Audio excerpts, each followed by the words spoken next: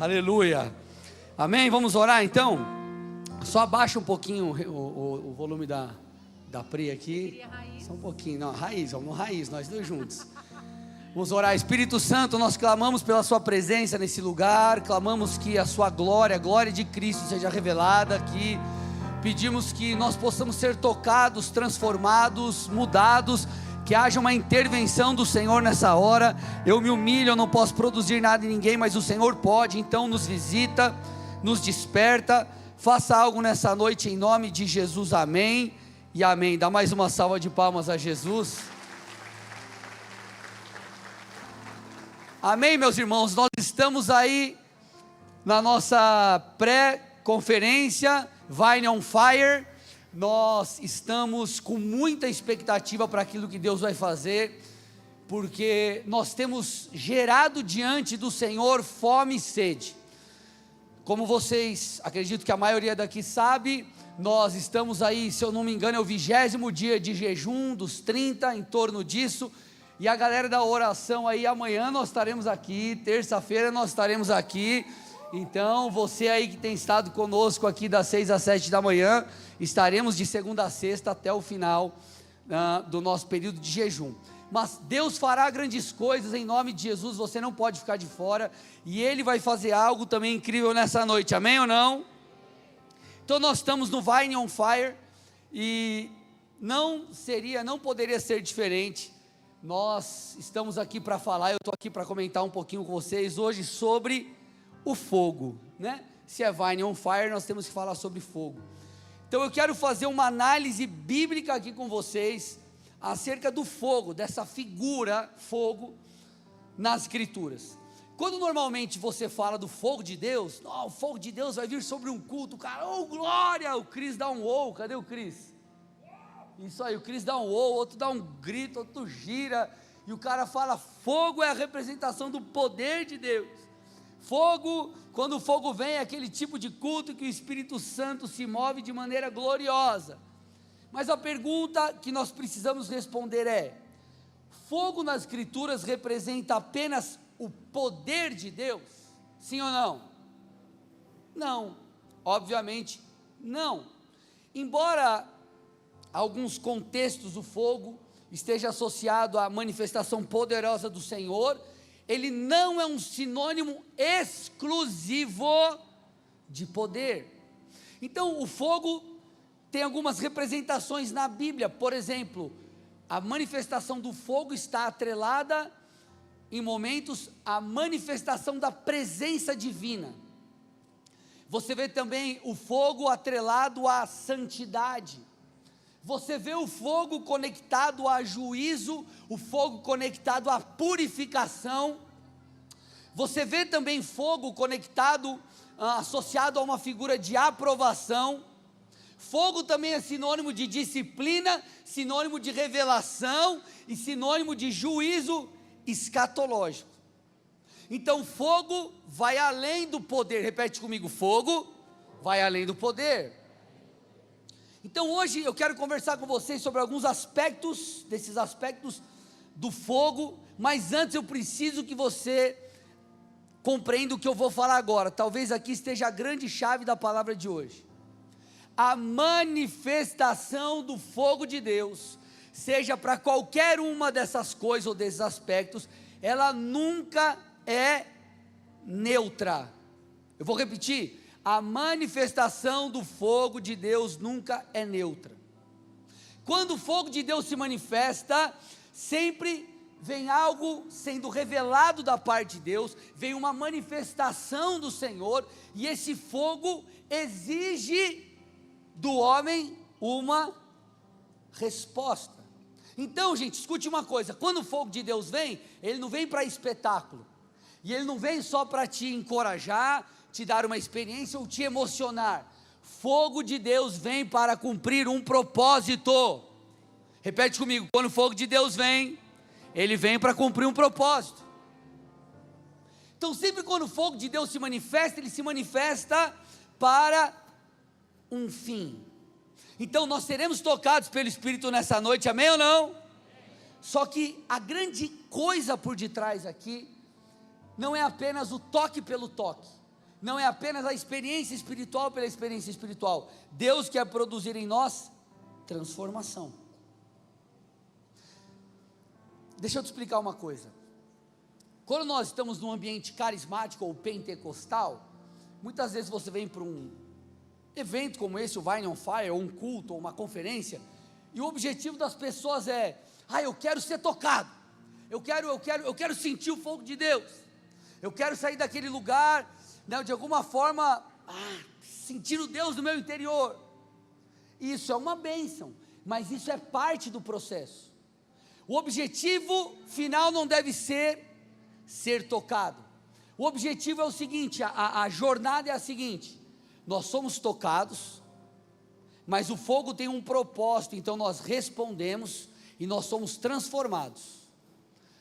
O fogo vem por um propósito, então nós somos tocados e direcionados, nós respondemos e nós somos transformados. Quando Deus te visita, Ele te visita por um propósito. Quando o fogo de Deus vem por um propósito. Nós então damos a resposta certa diante dessa visitação e nós somos transformados. O objetivo final é a transformação. Então nessa noite você tem que sair daqui percebendo algo que Deus arrancou de dentro de você, amém ou não? Ou algo que Deus depositou dentro de você, ou algo que Deus substituiu dentro de você. Tem que existir transformação.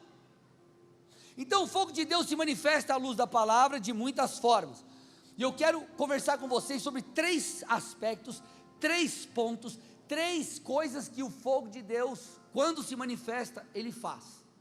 Então a primeira coisa que eu quero conversar com vocês é sobre o fogo que revela quem Deus é. O fogo revela quem o nosso Senhor é.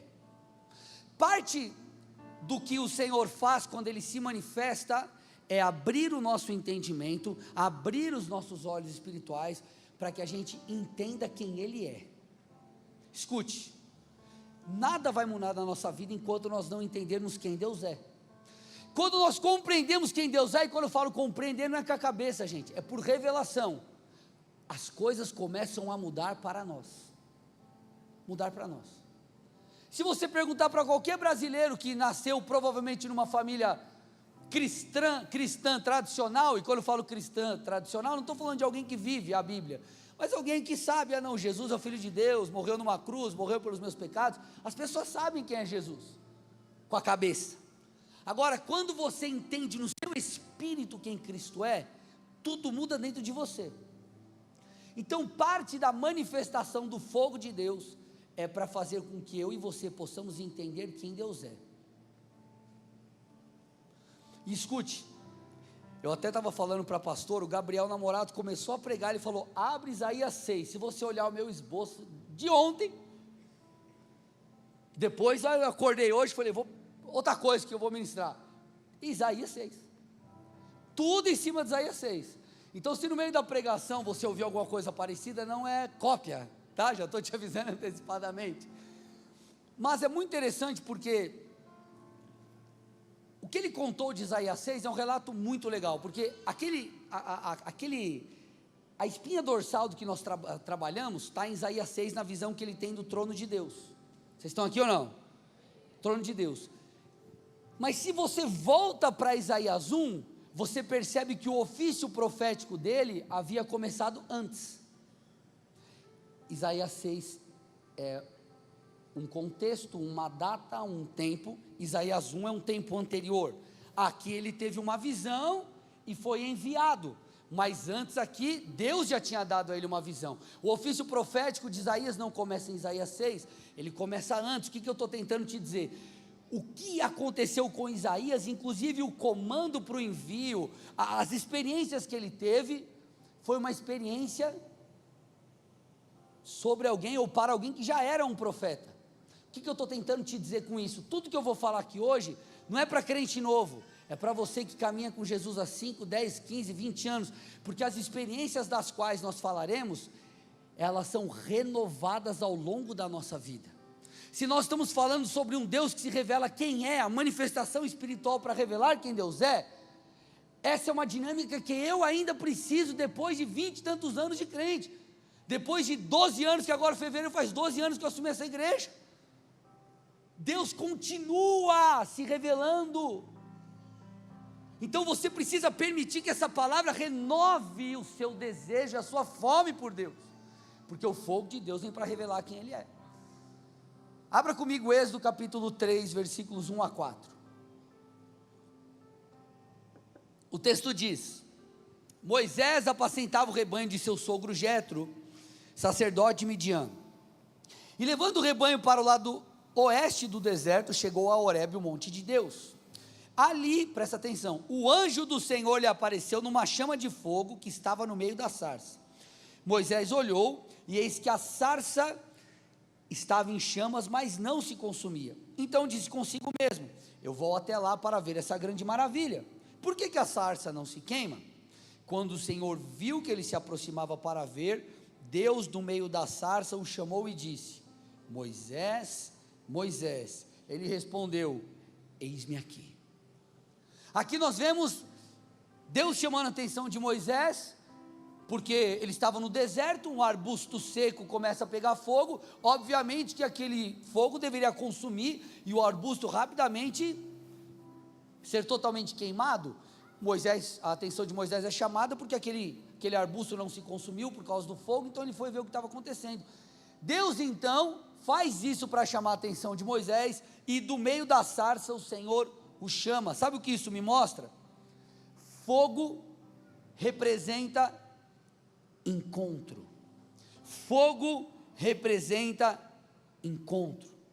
Alguns momentos que você tem de experiência com o Espírito, seja em um culto, onde o poder de Deus vem, seja num momento seu de leitura bíblica, seja num momento devocional, de oração, um período de jejum, eu não sei.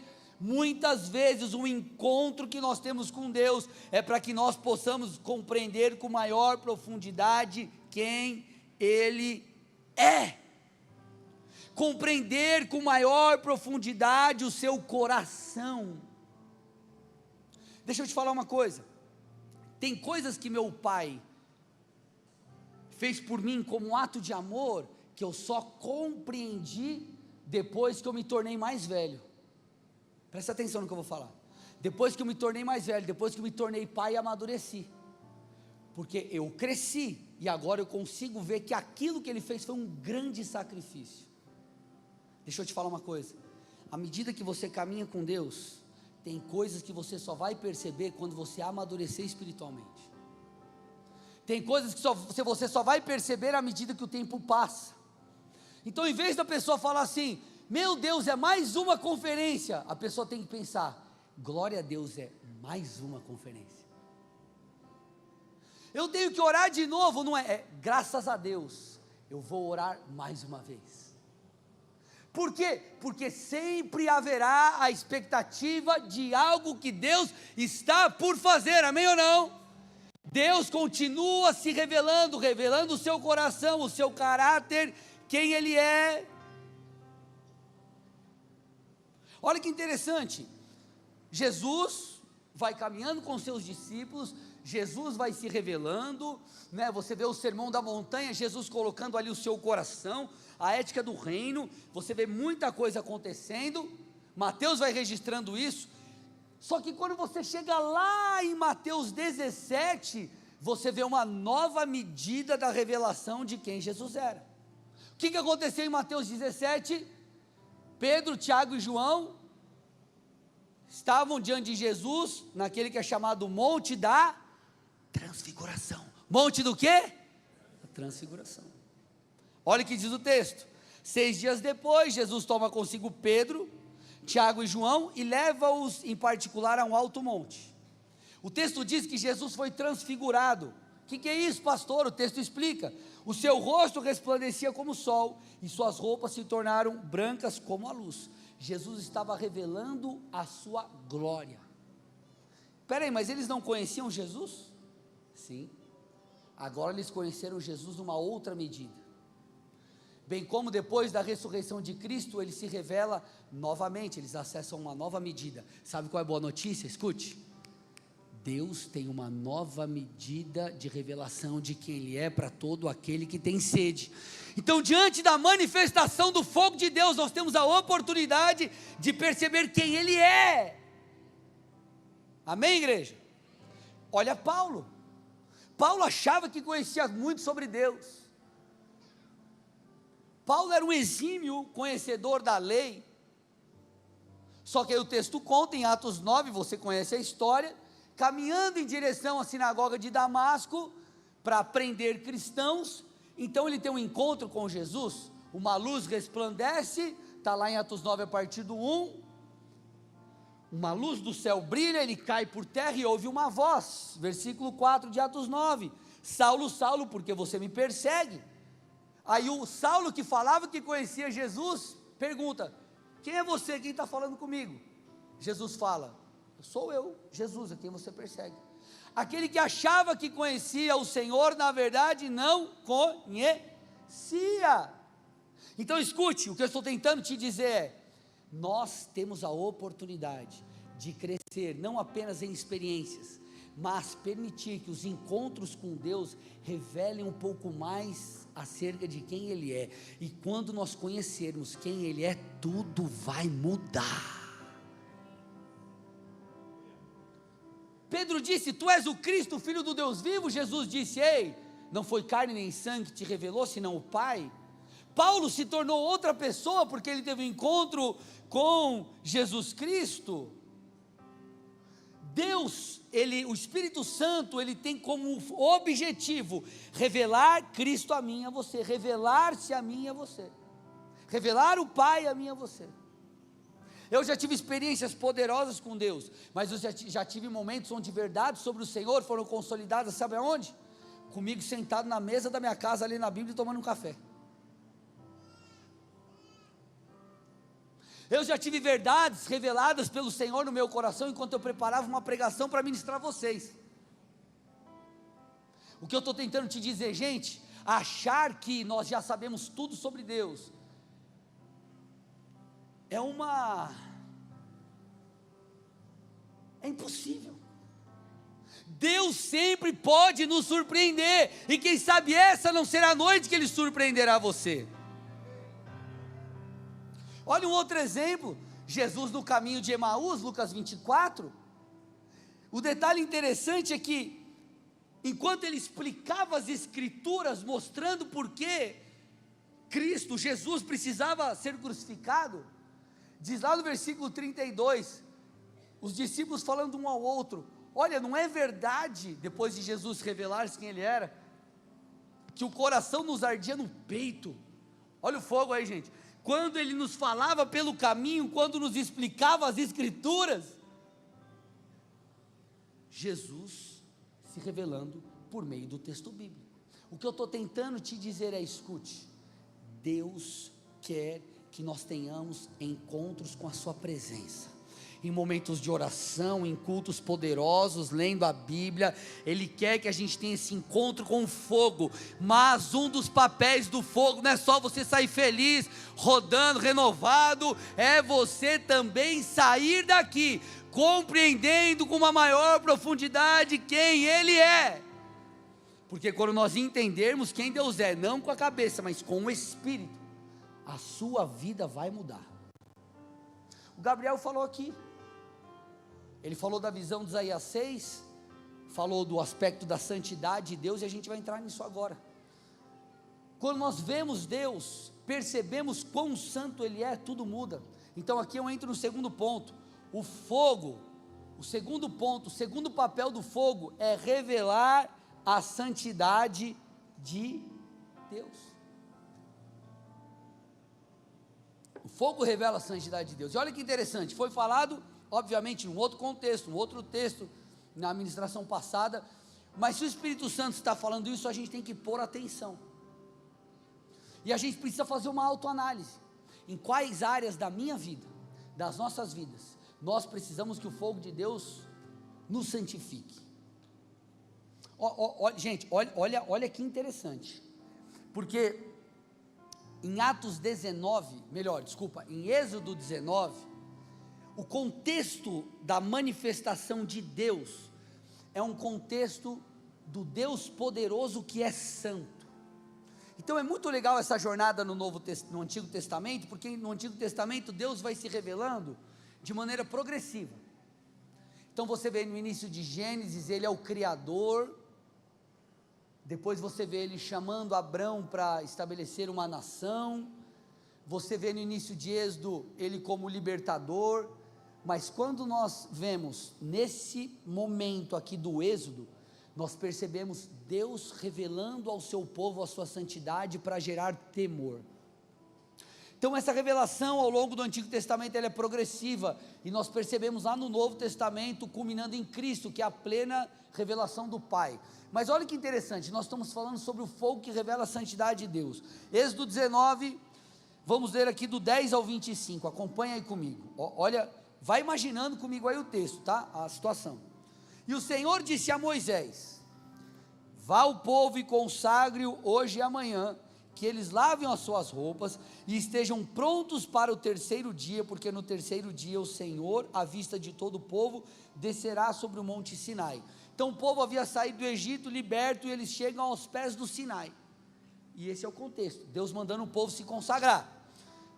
12, marque ao redor do monte limites para o povo, dizendo: tomem cuidado para não subir o monte, nem tocar a sua extremidade.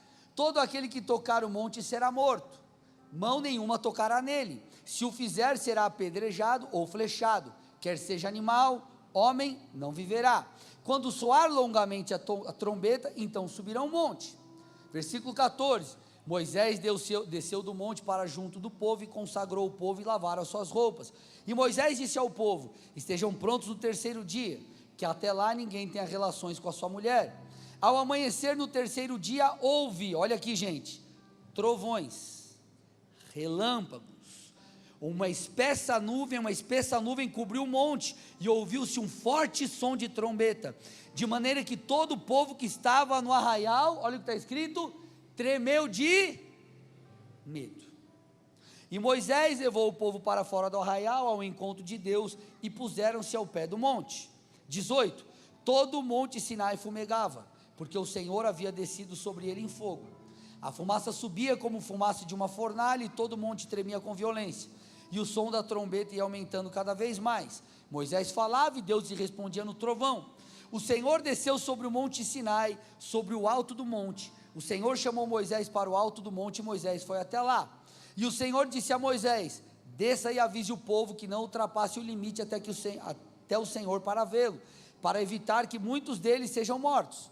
Também os sacerdotes que se aproximam do Senhor devem se consagrar, para que o Senhor não se volte contra eles.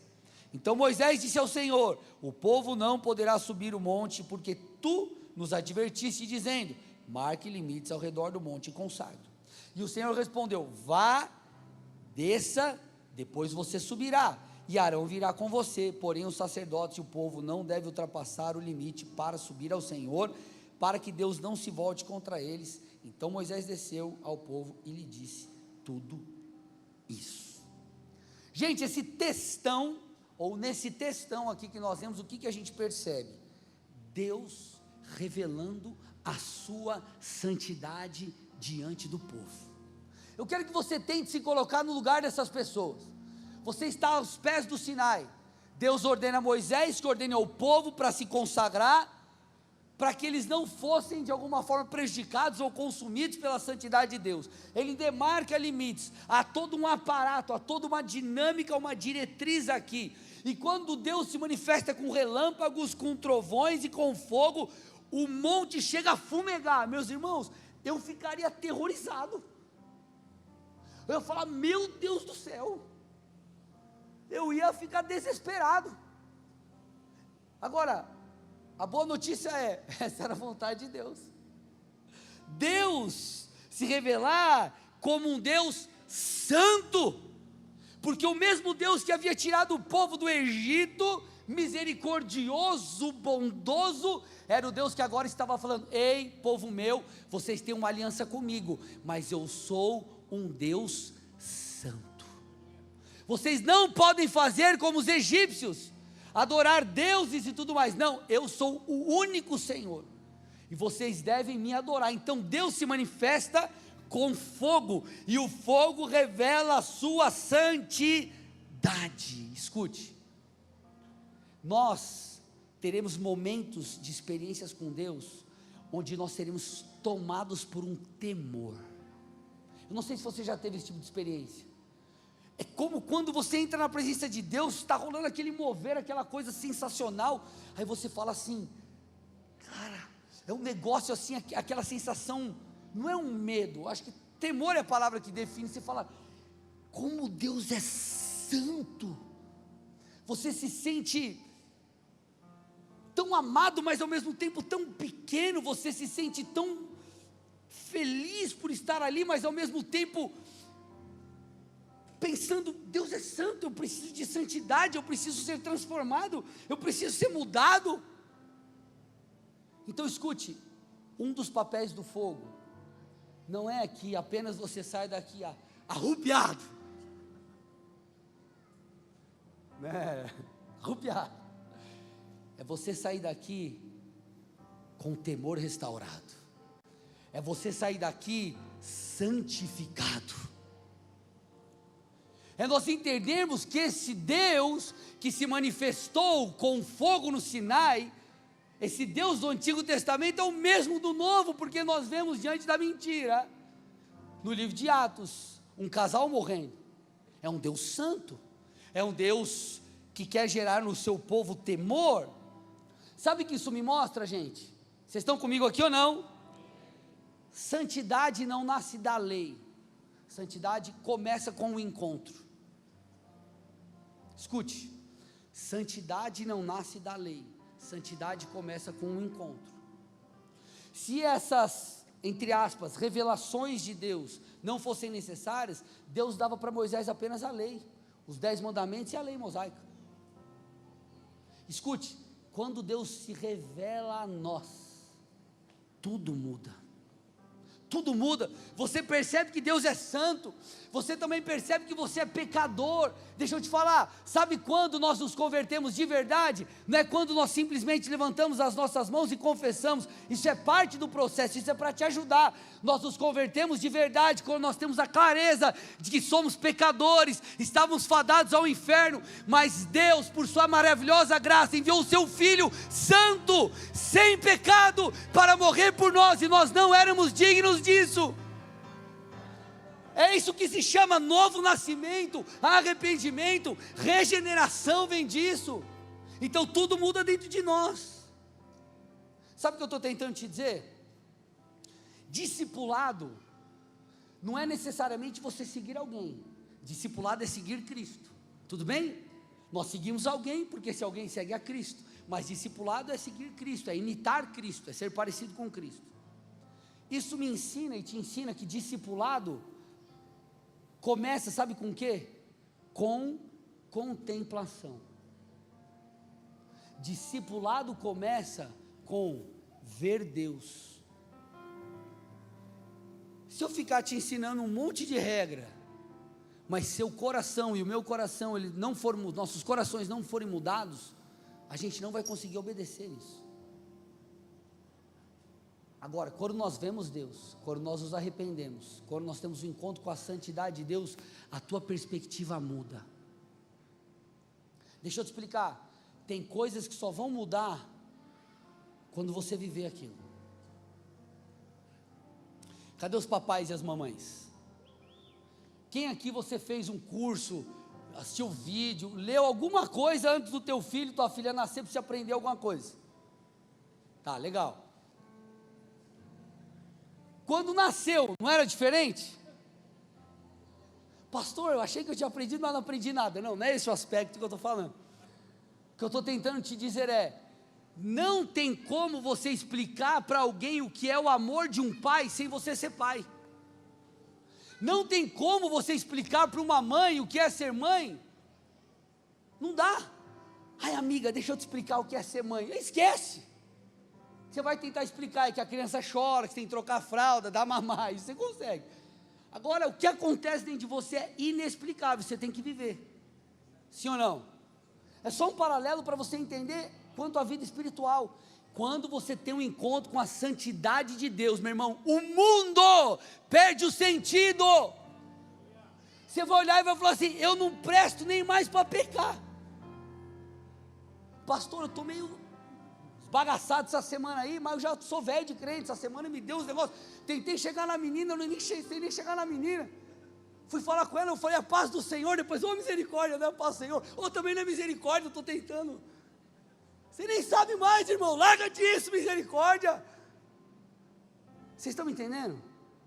Quando você tiver um encontro com a santidade de Deus, você não vai mais prestar para o mundão, irmão, tudo vai mudar para você, só que a gente precisa ter um encontro com este Deus do Monte Sinai, porque o nosso Deus é fogo consumidor.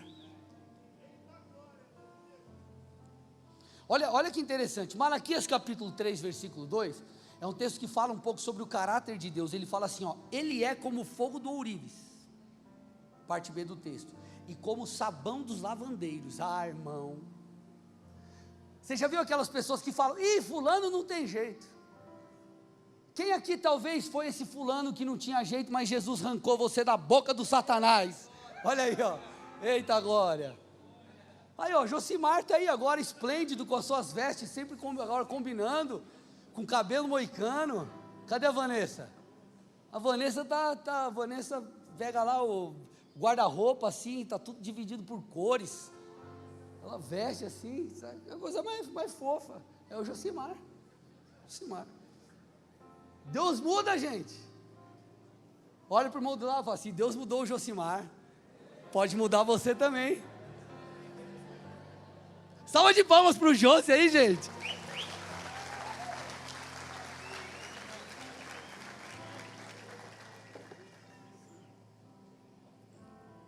Olha o que diz 1 Pedro capítulo 1, versículos 6 e 7. Nisso vocês exultam, embora no presente, por breve tempo, se necessário, sejam contristados por várias provações, para que, uma vez confirmado o valor da fé que vocês têm, muito mais preciosa do que o ouro perecível, mesmo apurado pelo fogo, resulte em louvor, glória e honra na revelação de Jesus. O que Pedro está falando com essas palavras todas bonitas? Deus usa as situações, os desafios, os problemas na jornada de fé, sejam os dias de desânimo, sejam os dias de conflito com alguém, seja o que for, momentos onde parece que as coisas não vão mais acontecer, as promessas não vão mais acontecer, Deus está usando cada uma dessas coisas para forjar a mim e a você, para santificar as nossas motivações, a nossa maneira de pensar, de agir, de viver, de quem nós dependemos, de quem nós esperamos.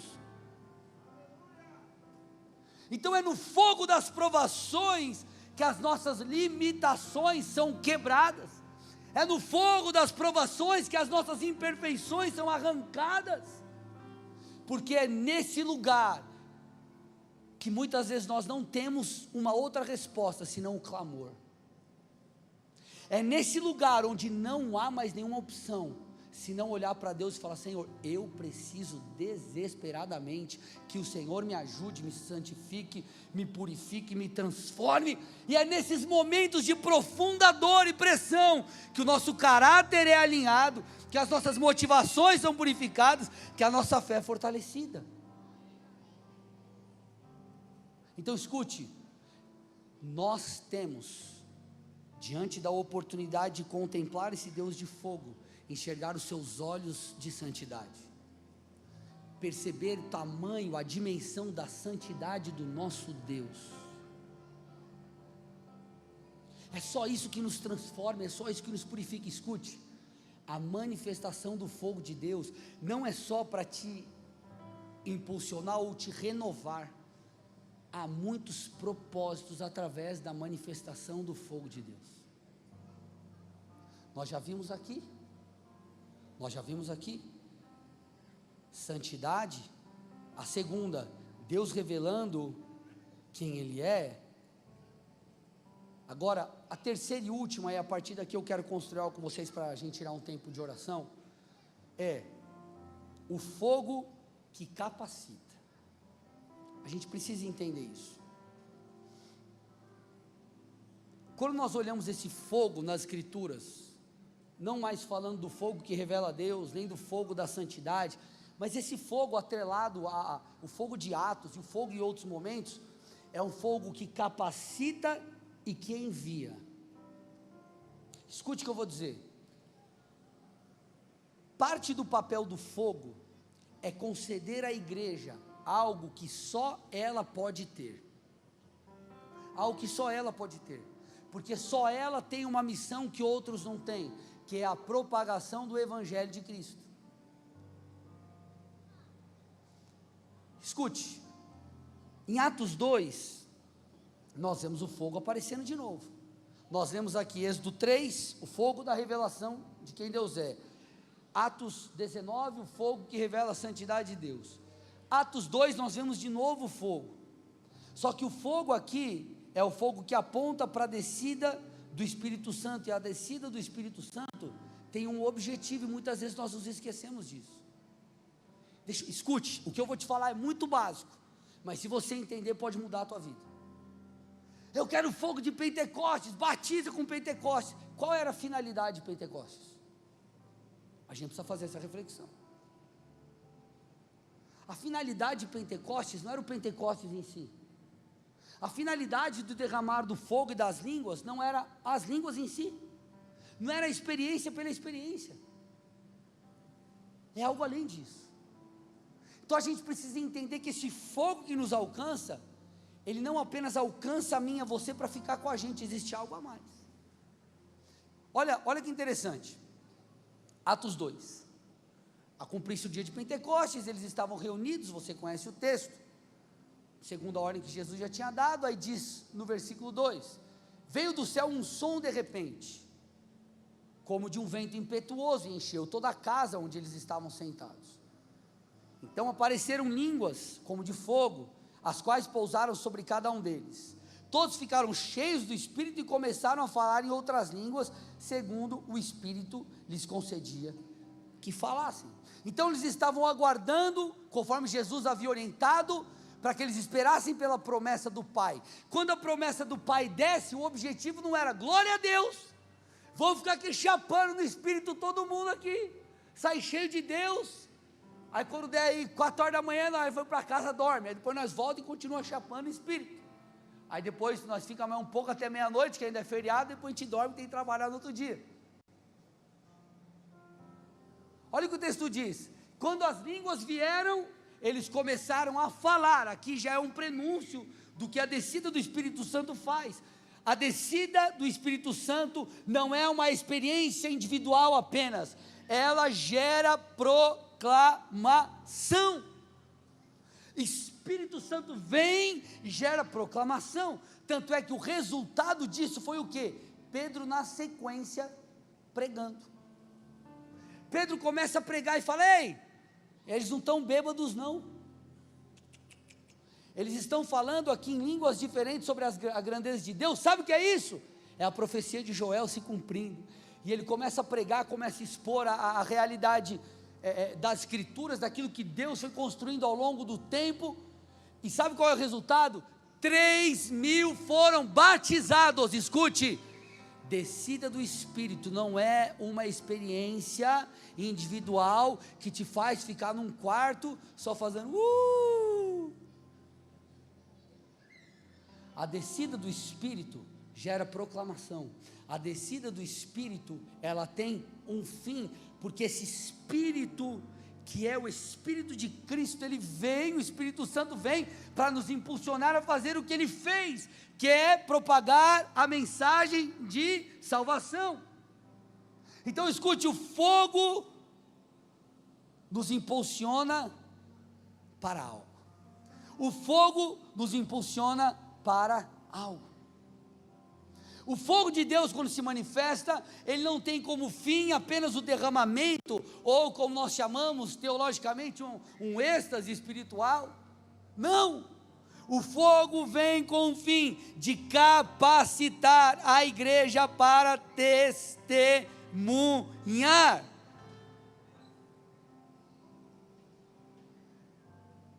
Capacitar a igreja para testemunhar.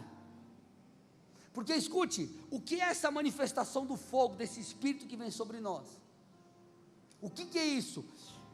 é a presença, se assim eu posso dizer, ativa de Deus, habitando no seu povo, capacitando o seu povo. É Deus agora habitando dentro daqueles que foram salvos. Então escute, olha que interessante, o Sinai é uma representação de onde o fogo repousou. O fogo desceu sobre o Sinai, o povo se distanciou. O fogo vem sobre os filhos de Deus, e sabe o que isso gera? Proximidade, porque ele diga, vai e prega o evangelho. O fogo do Sinai, era um fogo de temor obviamente, mas gera esse distanciamento. O fogo do Espírito gera agora proximidade. É como se o Senhor dissesse, ei, eu coloquei a minha vida em você, e eu preciso que você vá e proclame, vá e propague, vá e leve agora essa vida. A presença não está mais restrita a um monte, a um lugar, a um templo. A presença de Deus habita em nós. Agora, qual que é o grande ponto?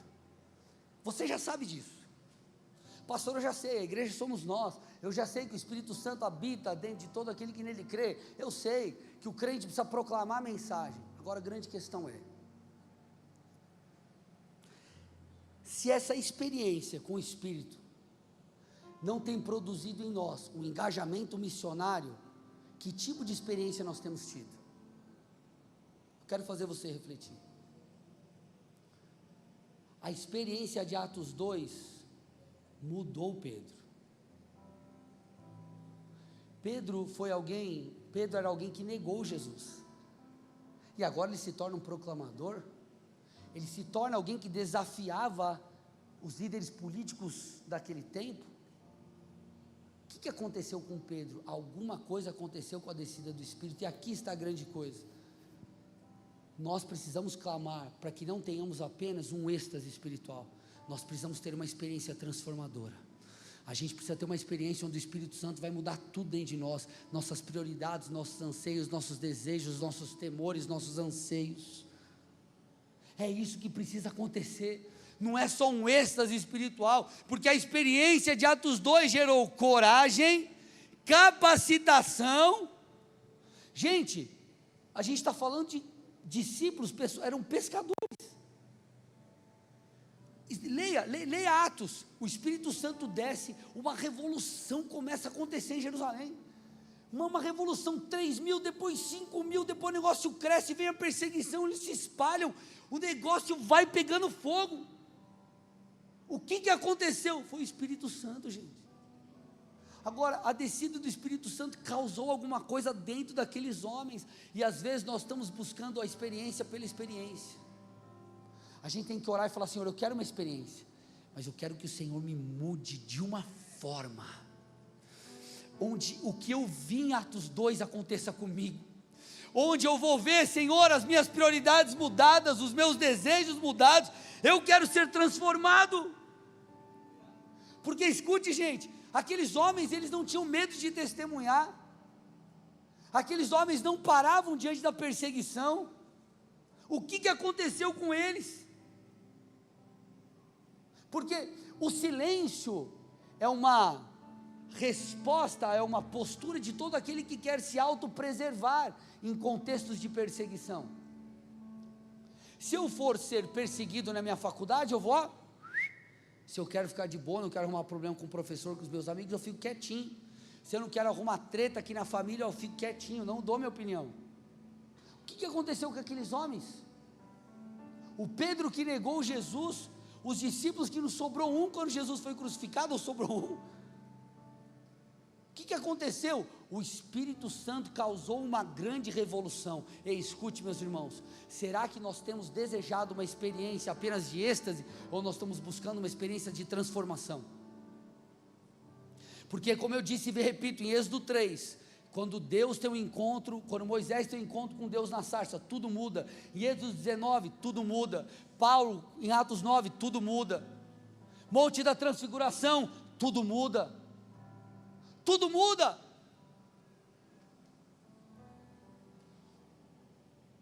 Quando o Espírito Santo desce, amor é gerado nos corações. Por isso Pedro prega e as pessoas são batizadas. Um amor é gerado nos nossos corações.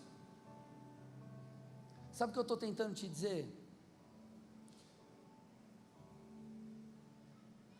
Nós estamos nesse mês onde nós temos falado sobre sairmos do raso. E a gente precisa elevar um pouco o nível, talvez dos clamores do nosso coração. Escute, deixa eu te falar uma coisa. Todos nós temos as nossas dificuldades e problemas, sim ou não? Mas quando será que nós vamos entrar na presença de Deus e a gente vai parar de pedir só para que Deus resolva os nossos problemas? Vocês estão me ouvindo? Deus, eu quero colocar diante daqui, eu sei aquele boleto que eu tenho que pagar agora, Deus, também faço isso, irmão. Deus, eu quero que o Senhor me ajude, aquele problema que eu estou, meu time que está ruim, o Santos está só graça. Já chegou no nível de mandarem para mim, ó, cadê o Rafa? Cadê o Rafa? Aí, pastor, meu time está tão mal que eu já estou nessa. Os irmãos já, o pastor, me ajude, ore pelos santos nas suas orações, para ver se dá um jeito. Mas já está nessa, irmão. O Deco falou para mim, pai, o Santos vai jogar com o Atlético, me leva no jogo, ainda bem que eu não levei. Vai passar vergonha. Mas quando que a gente vai não apenas fazer oração, uma oração da boca para fora, mas a gente vai começar a chegar na presença de Deus e falar assim, Senhor, eu preciso que o Senhor faça de mim o que o Senhor quiser. Sabe os meus sonhos? Estão aqui, ó. Sabe as minhas vontades? Estão aqui, ó. Sabe aquilo que eu sempre desejei? Se não for o que o Senhor deseja, está tudo bem, eu me alegro em te obedecer, está aqui, ó. Senhor, invade o meu coração. Sabe aqueles quartos escuros, Deus, que só eu tenho a chave? Eu te dou a permissão, entra e limpa. Eu preciso ter experiências transformadoras. Sabe o que eu acredito, meus irmãos? Se nós tivermos essa consciência, e diante da presença de Deus nós nos buscarmos, Deus vai nos mudar profundamente.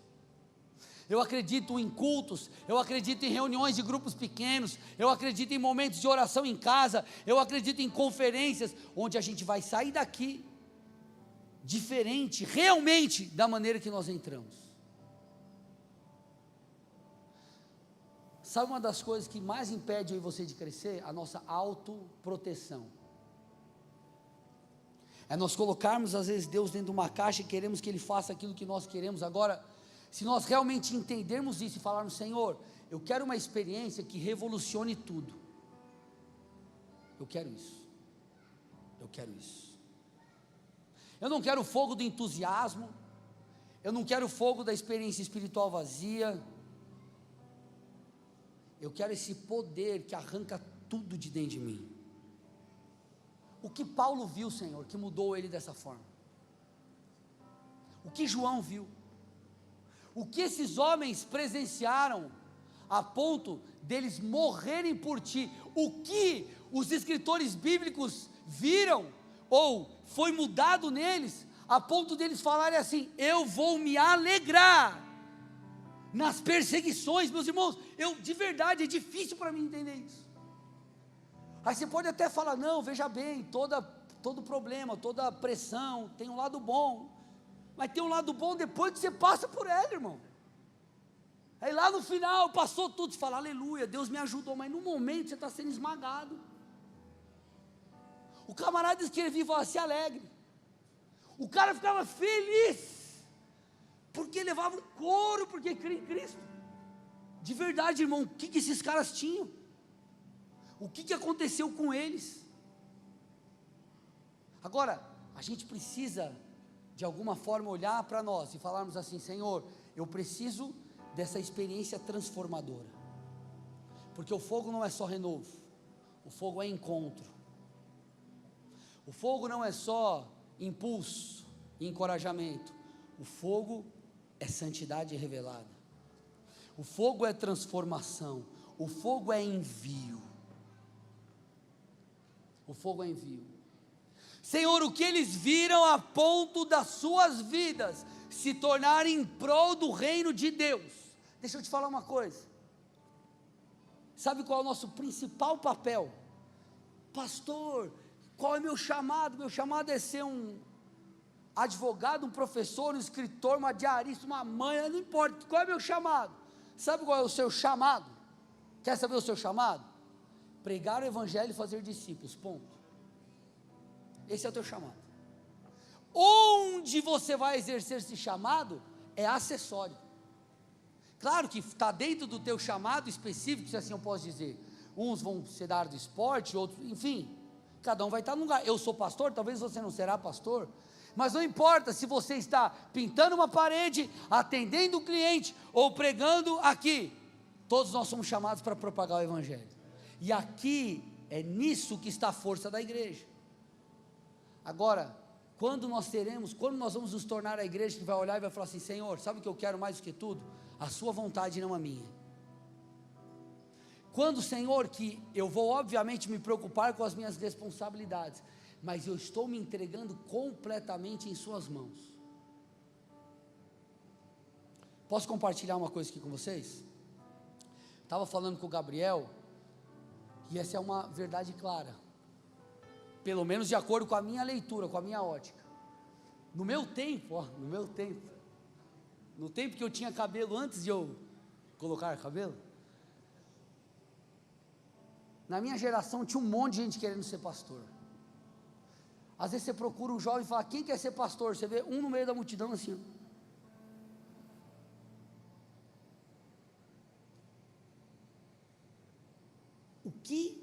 O que aconteceu? Quais são os nossos desejos? Não tem a ver com ser pastor, talvez você tenha não queira ser o que Deus não te chamou para ser, não é esse o ponto. O ponto que eu estou dizendo é, às vezes nós colocamos tantos nossos anseios pessoais à frente do reino, que talvez você não vai ser um pastor, mas Deus vai te usar lá naquela área, e às vezes você está tão preocupado apenas em fazer dinheiro, sendo que talvez lá no seu negócio, Deus quer que aquele lugar seja um campo missionário, onde pessoas vão ter um encontro com Cristo lá, trabalhando com você. Vocês estão aqui comigo ou não? É lá no seu trabalho que alguém vai ter um encontro com Cristo, porque você está lá. O que eu estou falando são da inversão de prioridades. Sabe uma das coisas que a gente vive hoje? Na cultura do bem-estar. É óbvio que todo mundo quer uma vida boa, amém ou não? Ninguém acorda querendo falar assim, tomara a Deus que essa semana eu tenho muitos problemas. Eu quero receber não de clientes. Eu quero ter problema com a minha esposa, com os meus filhos. Oh, Deus, por favor, manda um monte de problema, porque eu estou sentindo falta deles. Deus, por favor, que o faturamento da minha empresa caia, que o meu lucro diminua, que realmente, Deus, eu tenho que passar por provações. Irmão, ninguém faz isso, todo mundo quer uma vida boa. Só que em nome do bem-estar, nós nos esquecemos de muitas outras coisas. Quando nós olhamos para a vida desses homens, sabe o que eles fizeram por causa de Jesus? Sacrificaram as suas vidas. E hoje nós queremos viver uma vida, eu posso ser usado por Deus, desde que seja vivendo nesse padrão de bem-estar. Vocês estão aqui comigo ou não? Nós temos que encontrar esse lugar em Deus, onde Ele é tudo. Eu sei que eu estou falando de coisas mais profundas hoje, mas esse é o propósito. Nós temos que encontrar esse lugar em Deus, onde Ele se torna tudo. Nós temos que encontrar esse lugar em Deus, onde as experiências espirituais, elas vão transformar, vão revolucionar a nossa vida. É por isso que você vê gente aí, estou terminando, tá? O famoso lá, não sei do que, se converteu, aí ele continua, vai para o carnaval, é zoeira, é bagunça, tudo bem, o cara às vezes é novo na fé. Aí você vê o outro que ele abandona tudo, sabe por quê? Porque ele se converteu de verdade, porque ele entendeu quem Cristo é de verdade, porque a sua perspectiva foi mudada de verdade, porque a experiência dele não foi uma experiência de preenchimento de alma, foi a revelação de que Cristo é o Filho de Deus. Meus irmãos, escute, eu estou com fome de Deus. A gente está nesse jejum, a gente está clamando, gente, vocês não, eu estou aqui orando todo dia de manhã, Deus, desperta a igreja, Deus fortalece a igreja, Deus traga aqueles que estão fracos de volta, Senhor, fortalece aqueles que não têm mais força. Eu estou aqui orando, eu estou aqui clamando, eu sei que muitos de vocês também estão. Sabe para quê? Para que o Espírito Santo revolucione as nossas vidas, vire a gente do avesso, transforme eu e você, para que nós possamos olhar para o reino de Deus como a pérola de grande valor, como aquele terreno onde o tesouro está escondido. Eu vendo tudo e volto para comprá-lo. Esse é o reino, esse é Deus. Vale a pena entregar tudo, vale a pena doar a sua vida. Paulo disse: eu me gastarei e me desgastarei. Ele está dizendo: eu vou botar a mão no bolso para poder pregar o evangelho. Se eu for escandalizar vocês, eu vou trabalhar, fazer o que tiver que fazer, para eu poder ser efetivo com vocês. Eu vou também me desgastar, eu vou entregar a minha vida. É claro, todo mundo precisa de equilíbrio, irmãos, mas se Deus não for, enquanto Deus não for o primeiro na minha e na sua vida, nós continuaremos vivendo um vazio. Então escute, nós precisamos, como eu tenho falado ao longo de todo esse mês, tomar uma decisão. A gente vai querer sair daqui despertado, no sentido de estava meio desanimado e agora vamos lá para a gente continuar?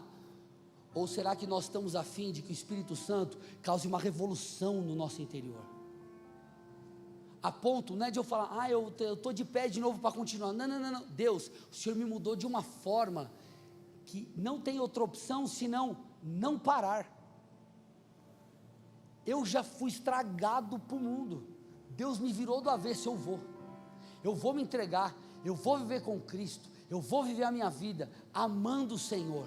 Eu tenho lá um chamado, eu tenho uma empresa, eu vou usar o que Deus me deu para o reino. Eu estou lá, não sei aonde, eu estou influenciando crianças, jovens, importa, sou professor, eu vou gastar minha vida para o reino. Eu tenho um dom, eu vou servir a Deus, eu vou usar, eu vou discipular os meus filhos, eu vou falar para os meus filhos de Deus, eu vou dar um exemplo dentro de casa, eu vou amar a minha esposa, eu vou amar o meu marido, você mulher, e eu vou viver o evangelho de verdade. O Espírito Santo vai me virar do avesso. Eu não quero viver mais do jeito que eu estou vivendo, não quero mais, eu quero que Cristo seja a prioridade, não porque eu estou forçando uma barra para que Ele seja, não, mas porque eu fui mudado de dentro para fora. É o que aconteceu com Moisés. O que Moisés sentiu, o que ele viu, o que aconteceu com ele? Ele voltou para o Egito, onde Deus o tirou, e ele falou: eu vou voltar para lá, eu vou voltar para aquele lugar que representou dor, para aquele lugar que representou frustração, perseguição. Eu vou voltar. Foi a visitação de Deus. O Paulo, tudo mudou, tanto é que ele volta e fala assim: olha, eu estava perseguindo esses caras, agora eu vou andar com esses caras. Tudo mudou.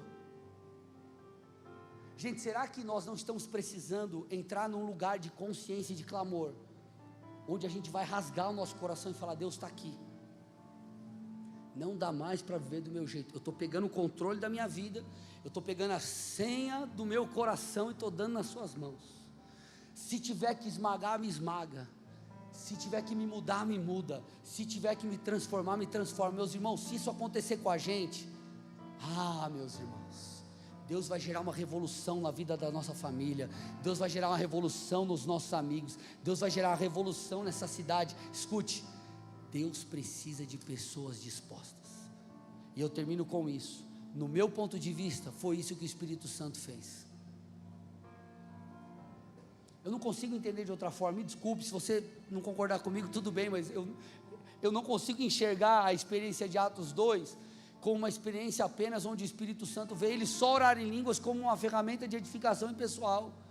Não, aquilo foi uma marca, aquilo foi uma marca de uma revolução que aconteceu, aquilo foi uma marca de um novo tempo, aquilo foi uma marca de uma profunda transformação que eles viveram no Senhor.